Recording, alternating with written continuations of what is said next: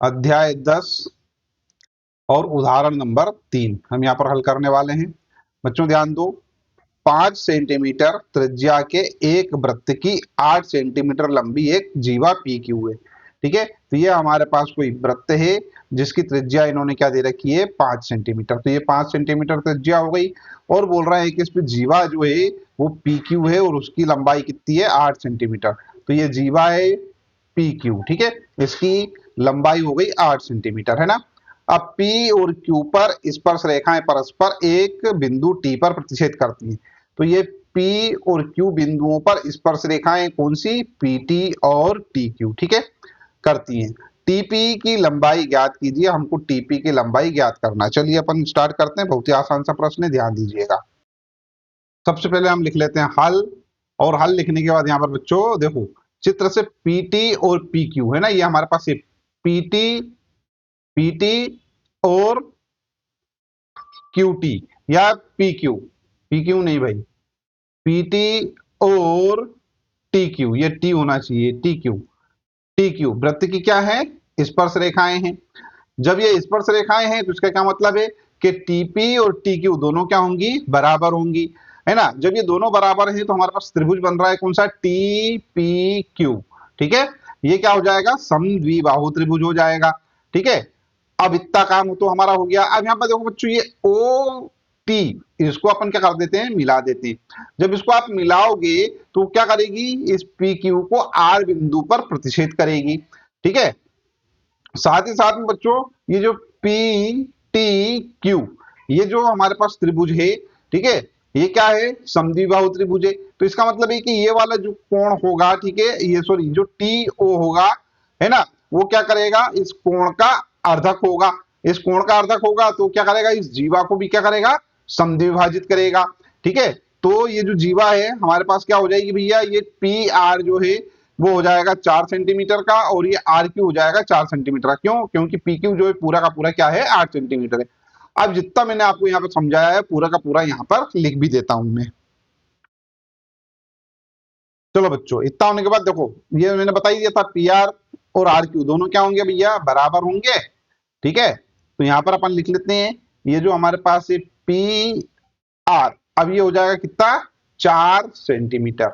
ठीक है, अब यहां पर थोड़ा सा ध्यान दो, यहां पर ओटी क्या है, लंब है पीक्यू पर, मतलब ये वाला जो एंगल है, ये वाला एंगल ये क्या है, 90 डिग्री का है, और ये वाला जो एंगल है ये भी 90 डिग्री का होगा, क्योंकि ओटी जो है पी आर पर क्या है, लंब है। ठीक है, ये अपने को अच्छे से पता है। और क्यों लंब है, क्योंकि सीधी सी बात है, इसको क्या कर रही है, पीक्यू को समद्विभाजित कर रही है, और इसका क्या है, कोणार्धक है। ठीक है, अच्छा, इतना होने के बाद अपन क्या करते हैं, यहां से ओ आर का मान निकाल लेते, ओ आर की वैल्यू निकाल लेते, निकाल सकते हैं अपन। अब हमारे पास त्रिभुज क्या हो गया, त्रिभुज ओ पी आर या ओ आर पी में, ठीक है, ये समकोण त्रिभुज है।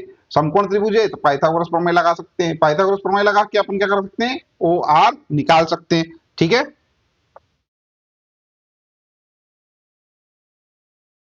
चलिए इसे सॉल्व करने के लिए हम चलते हैं नेक्स्ट पेज पर। तो ये हमारे पास नेक्स्ट पेज पर है, यहां पर आ गए अपन।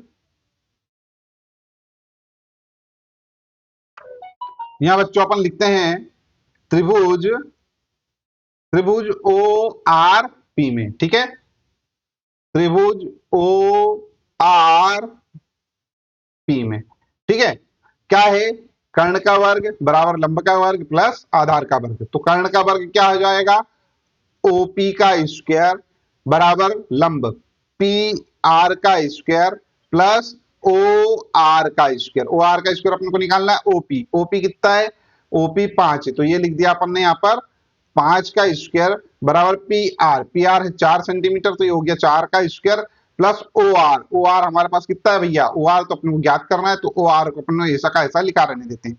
ये हो जाएगा 25, ये 4 चौक 16, तो यहाँ आ जाएगा 16 दूसरी तरफ, तो ये आ जाएगा ओ आर स्क्वायर। ठीक है, अब 25 में से 16 गए बचेंगे 9, तो आ जाएगा ओ आर स्क्वायर। तो ओ आर का मान क्या आएगा भैया, हमारे पास 3 आएगा, तो 3 ओ आर। अब चूंकि हमारे पास क्या है, लंबाइयां कभी भी ऋणात्मक नहीं होती हैं, इसलिए 3 सेंटीमीटर आएगा। ठीक है, तो ओ आर बराबर हमारे पास क्या आ गया है, ओ आर बराबर आ गया है हमारे पास 3 सेंटीमीटर। ठीक है, इतनी बात अपने को यहाँ पे पता चल चुकी है। इतना काम करने के बाद अब बच्चों थोड़ा सा ध्यान दीजिएगा। तो ये आ गया हमारे पास कितना, 3 सेंटीमीटर, ये वाला मान है ना। अब अपन इसको दो तरीकों से हल कर सकते हैं। एक तो अपन क्या करें, त्रिभुज जो हमारे पास है ये वाला, कौन सा, आर पी ओ और पी टी आर, इन दोनों त्रिभुजों में क्या करें अपन, समरूपता का नियम लगा दें। ठीक है, उससे अपन क्या करें, संगत भुजाओं के मान निकाल लें, मतलब इसका मान निकाल लें पीटी का, है ना। या फिर एक और दूसरा तरीका क्या है कि ये तो अपने को पता चली गया है, अपन क्या करें, दोनों त्रिभुजों में, कौन से त्रिभुज, पी पी आर ओ और पी आर टी में, ठीक है, इनमें क्या करें अपन, इन दोनों को पाइथागोरस प्रमेय से हल कर लें। ठीक है, तो ऐसा भी कर सकते हैं अपन, है ना। चलिए अपन क्या करते हैं, इसमें समरूपता वाले नियम से इसको हल करते हैं। अब बच्चों यहाँ इतना करने के बाद यहाँ ध्यान देना, कोण टी पी आर, ठीक है, ये वाला कोण प्लस यहां पर से आर पी ओ, ठीक है, इन दोनों कोणों को अगर जोड़ेंगे तो क्या आएगा, 90 डिग्री आएगा। क्यों, क्योंकि ये टीपी क्या है, स्पर्श रेखा है, ओपी क्या है, त्रिज्या है। ठीक है, तो ये पूरा का पूरा कोण कितना हो जाएगा, 90 डिग्री का हो जाएगा, है ना। तो अपन यहाँ पे लिखते हैं क्या, अब कोण टी पी आर, ठीक है, धन क्या, टी पी आर, ठीक है, आर पी ओ, ये वाला कोण आर पी ओ बराबर क्या आएगा, 90 डिग्री आएगा। ठीक है ना। ये तो अपने को दोनों कोणों की जोड़ हो गई भैया, यहाँ पर ये हो गई 90 डिग्री, करेक्ट है। इतना कुछ कठिन काम है नहीं यहाँ पर। आगे बढ़ते हैं अपन। अब देखो यहाँ पे अपन क्या लिख सकते हैं, टी पी आर, ये वाला कोण, ठीक है, प्लस पी टी आर, यहां ध्यान देना, T P R plus P T are, ठीक है। तो ये देखो यहां पर लिखता हूं मैं, T P R angle T P R plus, बताना बच्चों, एंगल पी टी आर, ये एंगल पी टी आर बराबर क्या, 90 डिग्री। क्यों, देखो कोई भी त्रिभुज है हमारे पास, त्रिभुज के तीनों कोणों की जोड़ क्या होती है भैया, 180 डिग्री होती है। यहां ध्यान देना, यहां ये वाला कोण बन रहा है 90 डिग्री, करेक्ट है ना। अब ये हमारे पास क्या है, ये टी पी आर और आर टी पी, ये दोनों एंगल, ये और ये एंगल, ठीक है। यहां पर ये क्या है, लंबे, तो दोनों की जोड़ क्या होना चाहिए भैया, 90 डिग्री होना चाहिए, करेक्ट है ना। क्योंकि ये वाला जो हमारे पास है 90 डिग्री का है, तो बचे कौन से, ये दोनों कोण, ये दोनों कोण, तो ये दोनों कोण क्या होना चाहिए, 90 डिग्री का होना चाहिए। तो यहाँ पे मैंने लिख दिया। अब एक काम करते हैं, समीकरण एक में से इसको अगर मान लो मैं समीकरण एक मान लेता हूं, ठीक है, और इसको मैं समीकरण नंबर 2 मान लेता हूं, तो एक में से दो को क्या करते हैं, घटा देते हैं। तो ये टीपीआर से टीपीआर तो हो जाएगा कैंसिल भैया हमारे पास, ठीक है। आ रही बात समझ में, क्या आएगा, angle R P O, angle R P O minus angle P T R, ये तो कैंसिल हो गए, देखो ये कैंसिल है ना, इसमें से इसको घटा दिया है, ठीक है। अब आएगा हमारे पास क्या, बराबर, ठीक है। अब ये 90 में से 90 भी खत्म, ये क्या हो गया, 0, ठीक है। यहां क्या आ गया हमारे पास, 0।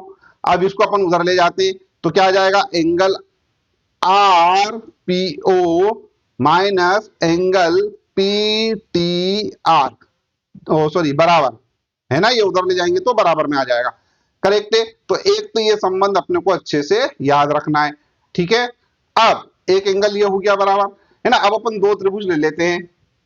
कौन कौन से त्रिभुज लेंगे बच्चों, अपन त्रिभुज लेने वाले हैं टी आर पी, ठीक है, टी आर पी, ये वाला एंगल, ठीक है। यहां पे लिखता हूं त्रिभुज टी आर पी, और एक और एक लेते हैं अपन, कौन सा, पी आर ओ, कहा है भैया, पी आर ओ, ये हो गया हमारे पास क्या, पी, एंगल लिख लेता हूं, हाँ, त्रिभुज पी आर ओ में, ठीक है, इन दोनों त्रिभुजों में, इन दोनों त्रिभुज में देखो बच्चों, आर पी ओ, ये रहा आर पी ओ बराबर है P T are, P T are के, करेक्ट है, ये बराबर है। यहाँ पे लिख दिया अपन ने, एक तो ये कोण बराबर हो गया हमारे पास, है ना। लिख लेते हैं एंगल आर पी ओ बराबर एंगल पी टी आर, ये बराबर है ना। एक और एंगल अपन यहां पर क्या कर सकते हैं,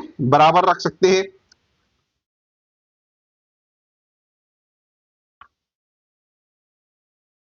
एंगल टी आर पी, ठीक है, बराबर पी आर ओ, ये वाले एंगल बराबर हो जाएंगे क्योंकि ये 90 डिग्री है। ठीक है, देखो कैसे, अगर मान लो इसको एक काम करता हूं, मैं बना देता हूं, ये जो टी है ना, इसको यहाँ ऊपर पहुंचा दिया अपन ने, ये नीचे हमारे पास आर है, ये आर रखा है यहाँ पर, और ये जो पी है इसको घुमा के अपन नीचे लिया है, तो ये आ गया हमारे पास नीचे। तो क्या हो जाएगा, ये हो जाएगा टी, ये हो जाएगा हमारे पास आर, और ये हो जाएगा हमारे पास क्या, पी। अब देखो पी आर ओ और टी आर पी, यहां पर इन दोनों में करेक्ट है। अब यहां पर ये वाला एंगल देखो, ये वाला एंगल और ये वाला एंगल, ठीक है, ये बराबर है। टीआरपी, अच्छा मैंने यहाँ पर जो है इसको इधर लिखना था, इसको इधर लिखना था, कोई बात नहीं है ना, ये तो त्रिभुज तो लिखे ही हुए हैं, है ना। तो अब यहां पर से देखो, ये हमारे पास है ये वाला एंगल, ठीक ठीक है, क्या यहां पे से लिख देता हूं मैं, P R O angle P R O बराबर एंगल टी आर पी, ठीक है, एंगल टी आर पी, क्यों भैया, दोनों 90 डिग्री हैं, ठीक है। तो ये देखो, एक कोण ये बराबर, एक कोण ये बराबर, तो यहां पर से क्या लिख सकते हैं अपन, कोण कोण समरूपता से, ठीक है, यहां लिख देता हूं मैं कोण कोण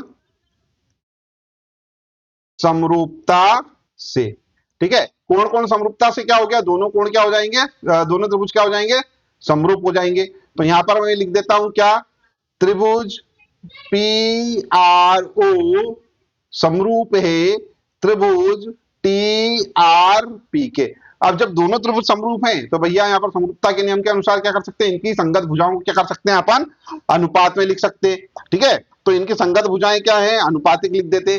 कौन से संगत भुजा हो जाएगी, एक तो टी पी, ये टी पी कहा है भैया, ये रहा हमारे पास टी पी, इसके अपान में क्या आ जाएगा, पीओ आ जाएगा, तो ये लिख देते हैं अपान में पीओ बराबर, ठीक है, आरपी, ठीक है, ये आरपी, ठीक है, बटे में आर ओ, तो यहां से लिख देता हूं मैं आरपी बटे में आर ओ, करेक्ट है।